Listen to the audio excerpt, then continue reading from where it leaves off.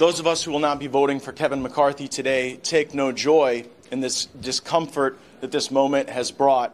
But if you want to drain the swamp, you cannot put the biggest alligator in charge of the exercise. I'm a Florida man, and I know of what I speak. We offered Kevin McCarthy terms last evening that he rejected. We sought a vote in the first quarter of the 118th Congress on term limits. He refused. We wanted a budget from the Republican Study Committee that balances on the floor in the first quarter. He refused. We wanted the border plan that the Texas delegation put together on the floor. He refused. And it is true that we struggle with trust with Mr. McCarthy because time and again, his viewpoints, his positions, they shift like sands underneath you. Even Kevin McCarthy's own mentor recently said that the lies always change. And Mr. McCarthy is not only responsive to pressure from the right.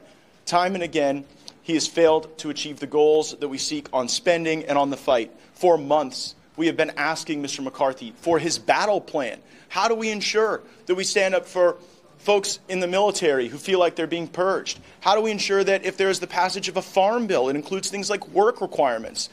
And all we got was a handful of howdy and a mouthful of much obliged. So we do not want to be here at this moment. We would prefer to have a unity of purpose, but we will not continue to allow the uniparty to run this town without a fight.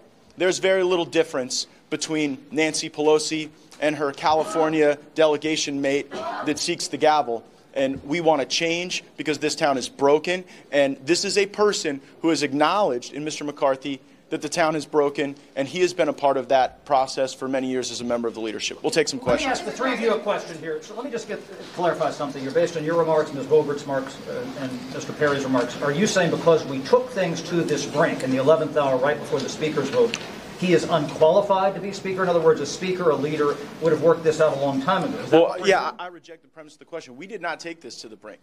For many months, we have been presenting these ideas to Mr. McCarthy, and we have gotten strung along, and only on New Year's Eve did we see changes to the rules. And what's interesting about the meeting we just had is our colleagues broadly celebrated rules changes that many of us had been fighting for to ensure that we had an opportunity to read the bills before voting on them so that we did not get log rolled with multiple pieces of legislation put together that don't have the same subject, so that we had germanity rules, so things like the National Defense Authorization Act wouldn't be amended onto a water infrastructure bill. And we did not get timely responses from Mr. McCarthy. We did not get substantive responses from Mr. McCarthy because I think he thought that just by going on your network and others that he would browbeat us into submission to the swamp, and we're not going to do that. So just to be clear, none of what you heard in there from McCarthy was enough to get your support. Everything I heard hardened my resolve that this town desperately needs change, and if it's a few of us who have to stand in the breach to force it, we are willing to do so for as long as it takes.